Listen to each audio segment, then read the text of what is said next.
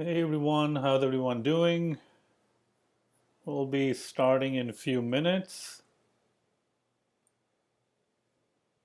Can everyone hear me? And if you can hear me, you can go ahead and write something in the chat, YouTube chat, so that I know you can hear me correctly. And go ahead and introduce yourself. Where are you from? Where did you hear about this live stream? Probably on Twitter. But go ahead and introduce yourself in the live chat. We will be beginning shortly, all right, in a couple of minutes. All right, I'm just trying to see. Okay. Okay.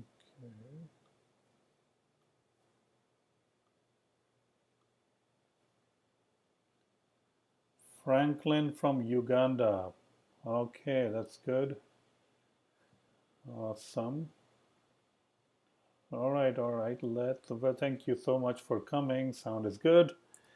Yeah, we are starting in like just give me couple of more minutes. Okay, come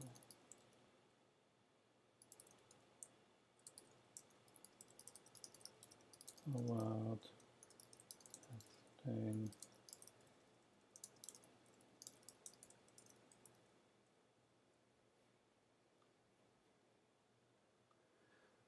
Okay, let's see over here. I'm going to pull up my page over here. All right, so a lot of people joining in. Thank you so much, everyone. Ontario, James Rose from Ontario, Canada, Mohammad Shendi from Egypt, Orlando, Florida. We have India, new to iOS, and Colombia, Poland, Poland, really nice places. Awesome. All right, everyone. Well, thanks again for joining. Let's go ahead and get started. You can hear me. That's good. Now, um, this is a small introduction to test-driven development, and you can say that this is more of like a preview of my actual workshop that I'm hosting tomorrow. That's a paid workshop, by the way. So this is kind of like a very small portion of it. All right. You already know me. I mean, my name is Mohammad Azam. I go by my last name, Azam, and I'm the creator of Azam Sharp School, where I host all of my courses. You can see a list of all of my courses over here, and I'm still working on some courses like SwiftUI architecture. I'm working on that, and building reminders app clone in SwiftData. I'm working on that part. But you can go to azamsharp.school to check out all of my courses, or you can sign up membership. Membership, you get everything, and you also get 50% off workshop and monthly Q&A. Apart from that, I also host workshops. The one workshop is actually tomorrow, and this, what you're looking at, is a very small, uh, small part of the actual workshop. So the workshop that is tomorrow is is 3 hours long. It covers a lot more stuff, and what you're seeing is it's going to be a little bit smaller. All right. It is not $50. I don't know why it says $50. So that's why the deal is gone. So this workshop is actually $129. I'm not sure why it says $50. I think if I click on it, it might say something different, but we'll see. Let's see what it says. Well, it is $50, so I guess you can get it. I forgot to update that for some weird reason. So that's kind of weird, but I'm not going to change it right now because I already shown you it's $50. So that would be not good, but I thought I updated that. Okay, so maybe I didn't. I forgot to update this over here for some weird reason. Okay, so that's a deal for you, I guess. Okay, so again, once again, thank you so much everyone for joining. We'll be learning about test-driven development, at least how or what I think about test-driven development. It might be very different from how or what you think about test-driven development. All right, so let's go ahead and get started. Once again, I already did my introduction. If you're joining, you can go ahead and introduce yourself in the chat. That's perfectly fine. And let me see if I can actually run this. The only problem with this is I won't be able to see uh, what you are typing. Okay, so what is test-driven development? All right, the test-driven development is you're writing the test before writing any line of code. Now, I'm not really running this, what is it called, keynote, because I want to see what you're also saying. So that's why you will not really see any animations right now. All right, so I added some animations, but that's not going to work. Okay, so test-driven development basically means that you're writing the test before writing any line of production code. That is test-driven development. The driven part is that you write the test, the failing test first. Usually the cycle that goes into test-driven development starts from you writing a failing test. And why is the test failing? Well, it's failing because you don't even have the classes or the functions, or even if you do have the function, they're not really returning in a way that you wanted it to return. So that's why the test is failing. This is called red-green refactor. So when you start with test-driven development, you start with writing a test first. That test will fail because you don't have corresponding classes, structures, you don't have the functions. Even if you do have functions, they're not really returning anything, so the test will fail. Your job is to write enough code to make the test pass. You might write one line of code and the test will pass.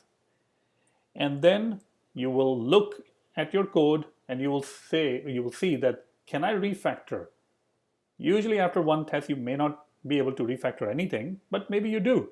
Maybe after a couple of tests, you get an idea, okay, hold on a second, I should be able to refactor it, all right? And when we talk about refactoring, we're not only talking about refactoring your actual production code, we're also talking about refactoring your test. Test is code, all right? So you should refactor your test also.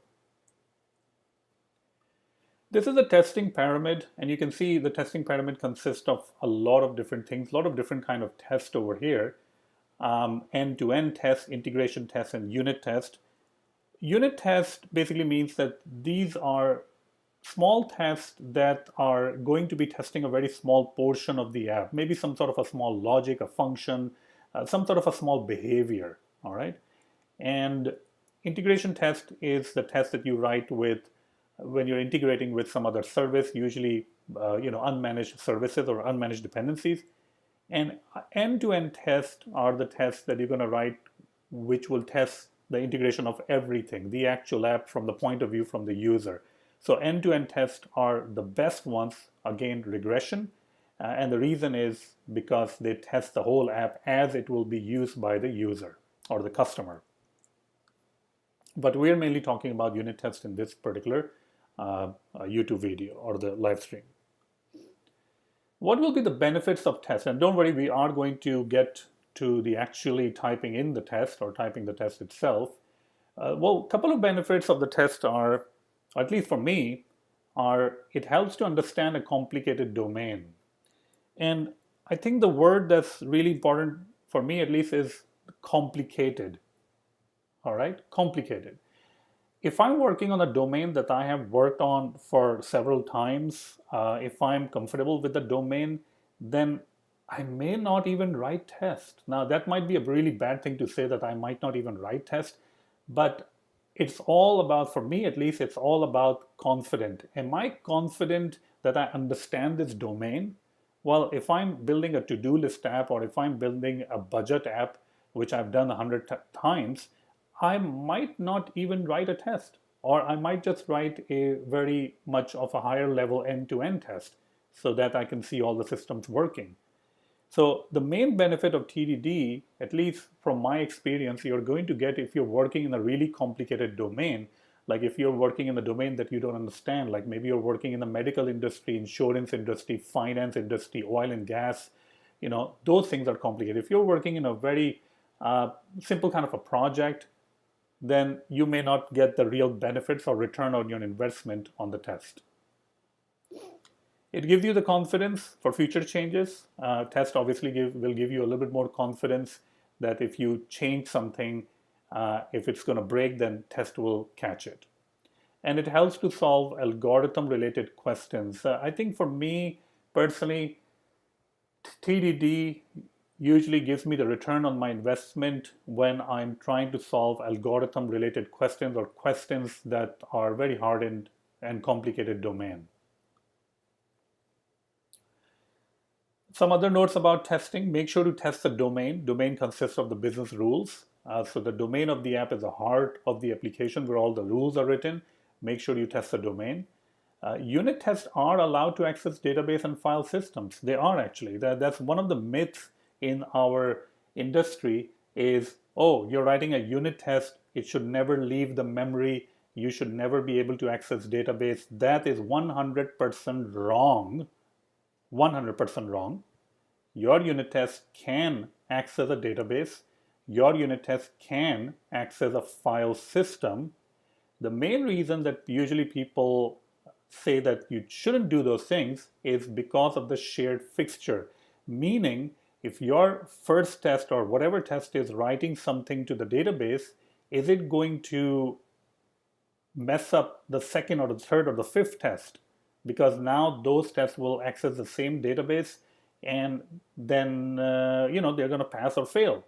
So there is some sort of a thing left behind in the database that is altering the behavior of the test, or it's actually altering the result of the test.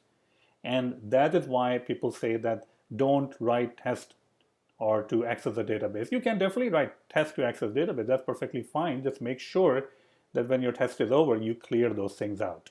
All right. It's very important for you to write tests for the features that are directly responsible for making money for the company. So whenever I'm writing something, I will think twice about writing a test for it, because is that the time worth investment on things like, oh, this has to be blue versus red, like a UI test which is testing these things? Or should I be writing a test that is actually going to save money or make money for the company? Like, for example, if you're working in a credit card company, then you may be working on something that is checking that if you spend more money, if you withdraw more or you spend more than your credit card over, if you go over the limit, then a fee is charged, right? And I think if you do a research, it's like around like $2 billion or more fee is charged every year. So that's a lot of money that the credit card companies are making on different users. So in those cases, you should probably be writing a test for that. All right. Now, I'm not saying that whether it's good or bad, that's a different story, but that is the feature that is making money for the company. So you should be testing it thoroughly. Testing the behavior, not the implementation details. When you're writing the test, you have to make sure that you're testing the behavior of the app and not the implementation details of the app, which means that you're not testing that, oh, when I call this function, it should call 3 other functions and set the property with the name of this and that. Those are implementation details. Those can change. The behavior is a real thing that you're testing. When you're refactoring, then don't write any new test. This is also important. Refactoring is not really changing the behavior of your test, right? Its behavior stays the same. Refactoring has nothing to do with changing the behavior, so don't write the test during the refactoring step. Okay, so let's go ahead and let's do the demo. Okay, and you can see that I have more stuff over here, but this will be covered in the actual workshop, which is tomorrow. Okay. All right, so I'm going to start with testing, and you can see that I have this budget app that I've created. 1, 2, 3, 4, 5. Hopefully everyone can see the font. It's large enough. And you can see that I don't really have anything in the budget app. I mean, it's a SwiftUI application. We don't really care about the UI or anything. We're not testing that. We're just trying to test a domain model or the logic of it. And this is going to be using SwiftData. But I think you can use the same approach with core data also. So I'm going to start with writing a test. But what am I testing? right? When you're starting out with TDD, you may say, okay, I'm testing that I can add a budget category, all right? And a budget category is something like groceries, vacations, dining out, entertainment. Those are budget categories. So how can I write a test to check that I can save a budget category? All right, so let me go ahead and show you how I can write the test. Oops, hold on a second. I don't know what happened over here. Okay, there we go. So I'm using SwiftData, okay? And let's go ahead and write our first test. Everyone can see the font. I think the font will be, font will be really nice and big. Go ahead and write in the chat if you can see the font. I hope you can see the font correctly. It's pretty big. All right. All right. So I'm going to go ahead and write the test, and the test is going to check that if I can save a budget category to the database or not. So I'm going to say test name is test, and we'll say budget create. Now I'm using the TDD approach over here, right? I'm not writing any actual production code. I'm going to be writing a test, a failing test first, and then on the basis of that, I would write my actual code. All right, so let's go. And you will see that in this particular scenario, TDD is not really going to help me much. All right, I mean, even without the TDD, I will know that what is wrong because it's not even going to build. So if I go ahead and say budget, and I'll create a budget, you can already see that this is not going to work at all. There is no such thing as budget that takes 2 arguments. But I'm just typing out my code. I'm just, without any bias, I'm just trying to, in my mind, I'm just trying to go through and writing this test. And if you have not used SwiftData, this is going to be using SwiftData. Okay. You can already see it's complaining. Every single point is just complaining, right? It's saying that what is budget, what is context, everything is messing up, like what is going on. Okay, so this is where we create the budget. Obviously, it's not going to get created because I don't really have a budget. And this is where we will add a budget to the database. And then we will fetch the budget to see if it was inserted. So how do we fetch the budget? Well, I'm just going to go ahead and use a fetch descriptor to fetch the budget. And once I fetch the budget, or once I use the fetch descriptor, I will get all of the budgets. You can see nothing is working, right? I mean, this is just complaining. All the time it is complaining that what are you doing? There is no budget. There's no budget class over here. Like, what's the point of this? There's no context over here. Once I get all the budgets, I'll just pick the first one, the top one, saved budget, budgets.first. And if you don't have the budget, if I don't get the budget, then, well, the test already failed. There's no point in doing anything. There's a problem with insert. And then I can go ahead and write the lines for comparing that the budget, the fetch, the one that I actually did fetch was the same budget or not. All right. Now, this test has a couple of problems. Obviously, there is no such thing as budget. There is no such thing as context. So let's go ahead and create those things, or else it's not even going to compile. So I'll getting the context, and I'll import SwiftData. All right. So I'm creating the container. Container is necessary when you are using SwiftData. I'm saying that this container will consist of the budget or for the budget class. And in the configuration, I'm actually passing in memory true. Now you might be saying, okay, hold on a second. Didn't you just say 1 second ago that you can actually save it in the real database? Absolutely. You can save it in the real database if you want to. But I don't know, and you can tell me, I don't know if there is any big difference between saving it in memory versus saving using SwiftData in the database in this particular scenario, right? I mean, there will be some cases where it will be different, probably through the use of performance. Like if you're saving something, a lot of things in the memory versus a lot of things in the database, that will be a little bit different.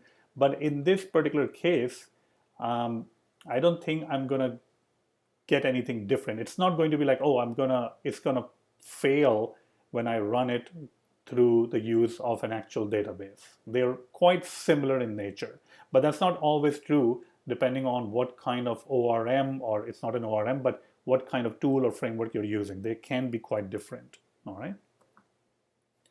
So you can already see that the problem is with the budget. We don't have a budget class, not a big deal. We'll go to our actual app and we'll create a model and we'll add a new class called budget.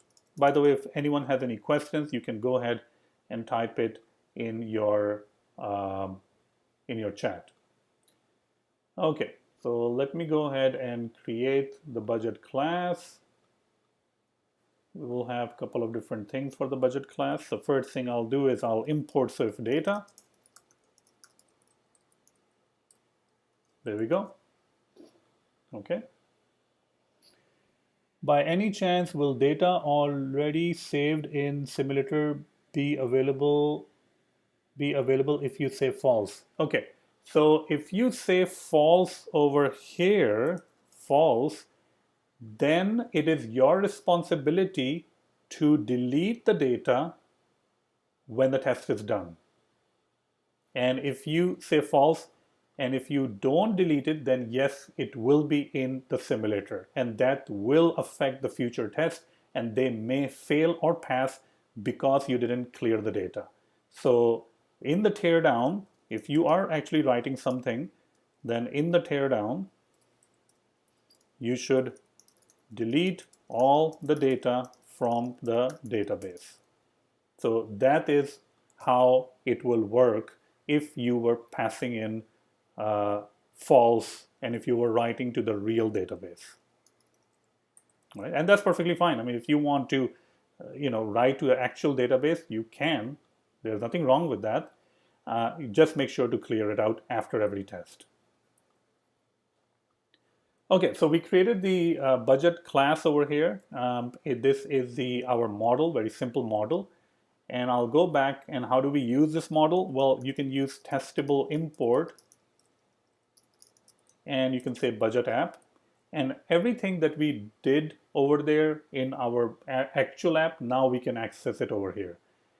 You can already see that this test is not really liking that because I'm accessing something that is only available in the main actor. So we are trying to see if we can figure it out. We can just decorate this with the main actor macro or attribute property wrapper, whatever, and then we can access the main context. Okay, so at least it builds now, so that's always good. Let's go ahead and run this.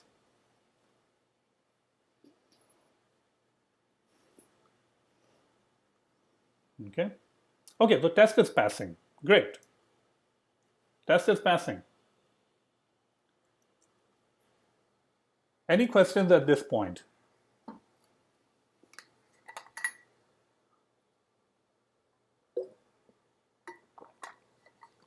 Now, the test is passing, which is great, but the sad part is that this test is completely useless. All right? This test is not testing anything. I mean, what is it testing? What do you think this test is testing? I mean, we just wasted like 30 minutes of our life implementing this test, but what do you think this test is actually testing?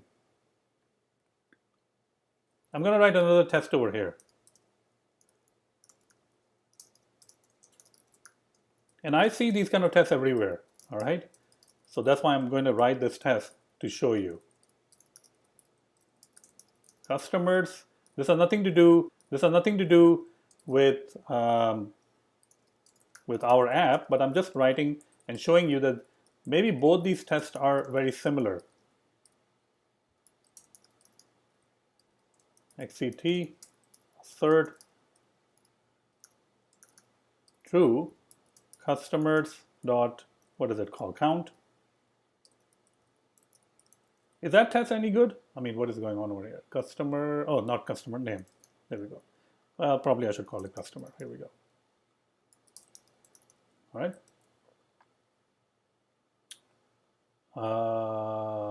Okay, well, cannot even write that. There we go. Okay. So our test that we just wrote, test budget create, it's a completely useless test. It's a waste of time because it's not really testing anything. What it ended up testing is it's testing that if I save an instance of a budget, which is our model, to the database, then it is saved using the SwiftData framework. There is no logic that is implemented. There is no logic that is fired that needs to happen. We literally tested that if SwiftData insert function is working correctly, or if SwiftData fetch function is working correctly, right? That's what we just tested. And this test is no different from this test. What are we doing in this test? You can see this, I'm just marking this test as a useless test because I've seen thousands of these kind of tests in the application that I have I've worked on with different projects. I mean, what exactly is this test testing? Useless test is testing that I can add an item to an array. What? We are testing Swift language. So this is kind of like a useless test. You should not be writing these kind of tests. This is waste of time and it does not give you any return on your investment. Both of these tests are complete useless tests. Just because we have written a test does not mean that hooray, our application works and is awesome. You need to have quality test. This is not quality test. This is complete waste of time. No return on our investment. Okay? So what will be a quality test? Well, a quality test will test something about the business logic. Okay, what kind of business logic are we talking about? Well, one can be that if you try to insert two budgets with the same name, then it should throw an exception. That's not allowed. Now that is a business goal or a business rule, right? So how do we test that? So let's go ahead and write a test for that. Function test. So hopefully this will give you an idea of good test and bad test and your return on your investment on the test. Don't just write tests just for the sake of writing tests. Write tests if they actually do something. If you are facing some sort of a business domain rule that you want to test.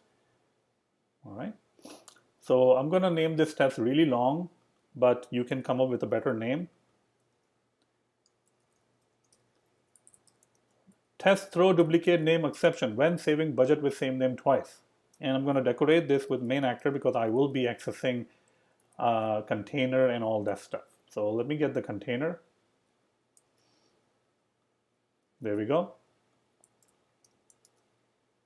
So this test is going to check that if I try to insert two groceries with the same name, it's going to throw an error. So let's go ahead and insert first grocery.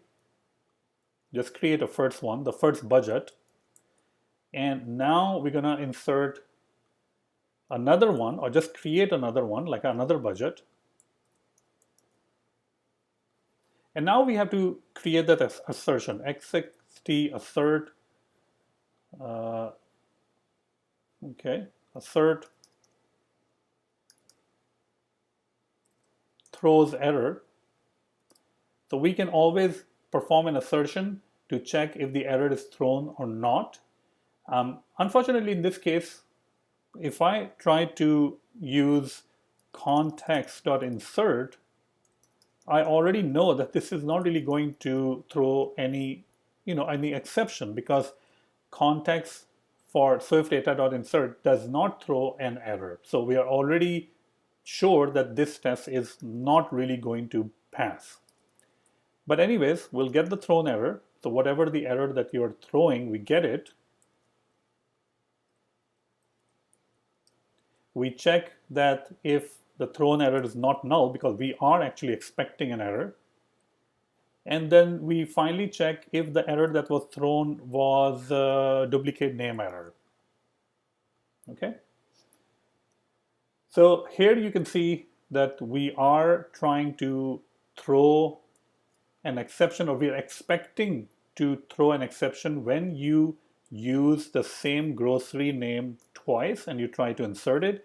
It's complaining that there is no such thing as budget error. So I have to go back. Now that the error is, it's not like the test is telling me that, oh, you need a design change, because this is common sense. If it's telling, I mean, you can actually see everywhere, it's telling you that your Xcode is telling you that, well, this is not even going to build. All right, so it's not, I wouldn't put it like, oh, thank you, test, for guiding me, but so I needed the budget error. No, no thanks to test over here. I mean, this is common sense. It's not even going to build. All right, so this is not like those people say that, oh, thank you, test, for allowing me to design my app, because without the test, I would never have known that I need to create the budget error. Of course, you would have known. It's not even going to work, right? So let's go back over here, and we're just having too much fun, I think. Here we go. So we're just going to go ahead and add a budget error over here. Okay, and that's a duplicate name. And now we can go back, try to build it. Hopefully it will build, and try to run this test. Now this test is going to fail, and the reason it's going to fail, and you can see it's failing, the reason it's going to fail is because the error was never thrown. We were expecting an error, and the error was never thrown. So that's why the test is failing. All right. So how can I go about making sure to pass this test? Well, I have to go to my budget class and do something so that I can pass this test. Now you might be saying that, hold on, isn't it simple? Can you just put an attribute over here and say unique? And there we go. Now it will throw an error. That's not true, actually. When you put unique attribute or a unique macro, property wrapper, whatever, on a property, it's not really going to throw an error. It's going to probably performs an upsert. So it's silently going to update your data, which you don't want. I mean, if you have grocery with $500 already in the database and you try to insert a grocery with $250, then it's going to update the groceries to $250. So probably you don't want that. That's a problem. So the way that you will solve this problem is, if I go back over here and I need to create something like another budget.save where I can pass in the context, because I need something that can throw an actual error. And the way that I will handle that is to add a save function to my budget. So I'll go to my budget and I'll try to add a save function over here. Okay. So I'll say function save context model context throws. So this is my save function, and you can see that my save function, this does throw an error. Okay.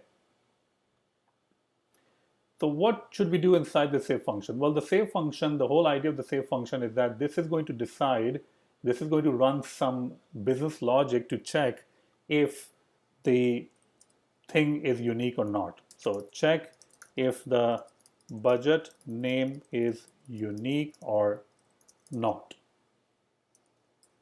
If budget name is not unique, then throw error, else insert the budget. So that's what we're trying to do over here, is we're trying to find out that if the budget name is unique or not. If it is not unique, then we will throw an error. And that part of checking the uniqueness you can implement in a separate function. Budget exists function, where you pass in the name of the budget and the context of the budget, and it's going to return you Boolean. Now, if you mark this as a private function, then how would you check this function? Well, you will check this function based on what is exposed from the public API, meaning the save function. So you're not going to write a test for the budget exist function.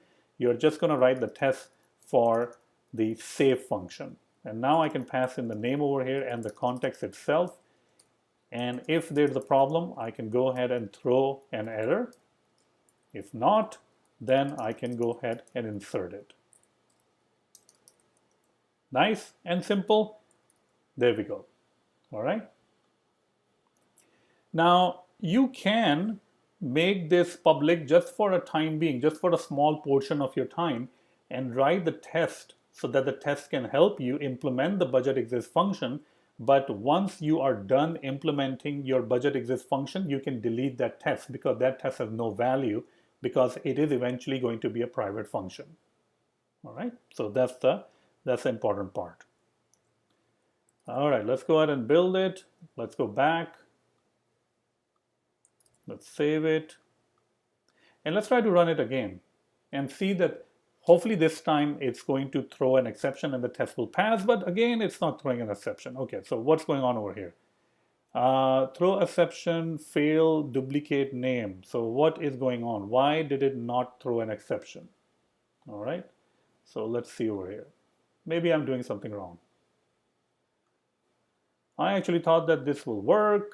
Budget name, budget error dot throw. This throws.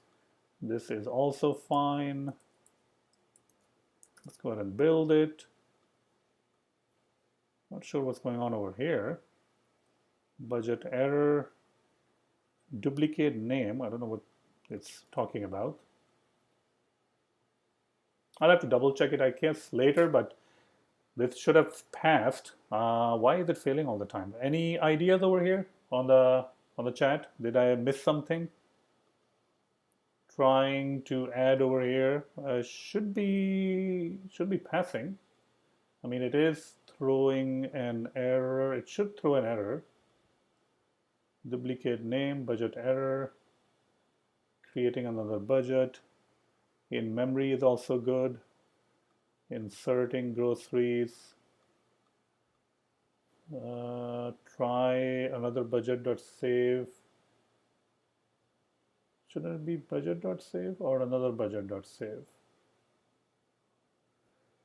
It should be another budget.save. That's what I'm doing. I don't think it has to be another budget.save. This should automatically be saved anyways. And then we are saying that it should throw, it doesn't really show anything. It says assertion, oh, assertion not nil. It should be not nil, right? Yeah, that doesn't make any sense. Sorry, it should be not nil. Wow. AXXT assert not nil. Because if it's throwing an exception, we can't really expect it to be nil. So there we go. So this test is now passing, as you can see. All right. And this is a much better test because this is actually testing some business logic that a budget can only be saved when it's not duplicate. And if it is duplicate, we are throwing an exception. All right. So these kind of tests are definitely going to help you. Okay. Okay. Now let's say that we have another requirement. All right. And we will say that the requirement is to find out something about the expenses. Like each budget can have an expense. So I'll create a test over here, which is going to be calculating the total expense. All right. Now we don't even have an expense. So let's go ahead and write the test first. Make sure that you understand we don't have any expenses. We only have budgets, but we don't have a model for expenses. All right. So I'm going to go ahead and create a budget, groceries. What kind of expenses you can expect in groceries? Well, you know, milk, bread, these kind of things. So let's go ahead and add a couple of expenses. We already know that this class does not exist. Don't worry, we will create that. Let's write our test first. I will assign these expenses over here and also make sure that you see this, that each expense has a name, a price, but it also has a quantity. which will, a quantity will take part in calculating the total expense. So if you buy 2 milk cartons, it will be $4.50 multiplied by 2. And finally, we can check that if the spent property of the budget is 59. If you add all of them together, it's going to be 59. I already did that math. But this test is not even going to build because we don't have anything called expenses, so that's not going to work. So now I have to go back and create a new file, and I'll call it, I will call it expense. There we go, okay? And expense will have a couple of different things. It will have a name, price, quantity, a reference back to the budget, because our expense will belong to a budget. That's the belongs to relationship. You also want to have a relationship from a budget's point of view. So I'll go back to the budget, and I'll also add another property over here, which is expenses. One budget can have many expenses. All right. Now in the test, we're testing that if the spent property, the number of dollars I have spent in that budget, is equals to 59. And that's the property I need to implement. That's the business logic, the actual calculation that I need to implement. If I simply go over here and create a property, not private because we need to access it, so spend double return 10. Now, although I have this property now, it's not really going to pass the test because it's 10. Let's go ahead and run the test. Obviously, it's going to fail. 10 is not equal to 59. So let's run the test. And there we go. It's actually telling you the same thing. 59 is not equal to 10, so that is failing. So now we need to add the business logic, the domain rules, the calculation in our budget spend property right here. And that's the actual logical part, or the actual calculation part that you have to do. All right. So how do we do this? Well, there are multiple ways. I can just go through all the expenses. I can use a reduce function. I'll get some sort of a partial result over here. You can say partial result. And I'll get the expense. And then I will get the result plus expense.price will be multiplied by, and that's the important part, it will be multiplied by the quantity. There we go. All right. And it should be P result, not result. There we go, partial result, or you can just call it result, that's fine. So now we have implemented some code for our spend property, and now we can go back and run the test. And hopefully this time test will pass, and there we go. You can see the test is passing. All right. So the important lesson that we're learning over here is that not all tests are created equal. Again, I mean, it depends on your comfort level, or your confidence level, that if you want to write tests for, or what kind of tests that you want to write. You might say that, well, hold on a second, this is pretty simple calculation. I don't really want to write a test for it. But to be really honest, I was building this app and I forgot this part. All right. Now, accidentally, I forgot, and it was producing wrong results. Now, if I had written a test for it, I probably would have caught it quickly, right? But I didn't. I didn't write the test, and I learned the lesson that, well, I was thinking like, oh, this is pretty simple. I can just do this calculation, right? And it was my mistake, obviously. Now, you might say that, well, I'm never going to miss this part. I'm confident, and that's perfectly fine. I mean, if you're confident, then maybe you shouldn't write these kind of tests. But for me, I learned my lesson a hard way, where it was displaying something wrong. It was not taking into account the quantity of the expense. And then I'm like, okay, I should have written a test for it. All right. So what we learned in today's session is how to write tests using the principles of TDD. We did write a couple of different tests over here. Some tests were completely useless, like these tests. They don't really provide any value to the company, they don't really give you any return on your investment of the time that you're putting to write these tests. So make sure that when you're writing tests, they actually do make sense and they are testing something. All right. So that is pretty much it. I am going to be talking a lot more about testing and how to do unit testing, how to do mocking, integration testing, as well as end-to-end testing in my workshops. So that is actually tomorrow's 3-hour long workshop. We are going to cover the same like unit testing part, like the TDD part that we just covered, but we are also going to check mocking, when to mock, when not to mock. Mocking and integration kind of go hand to hand, and then we're going to do a small section on end-to-end testing also. All right, so if you do have time, you can definitely attend the workshop. All right. Any other questions that I can answer before we wrap up this session? And hopefully you have enjoyed this session, but any question that I can answer?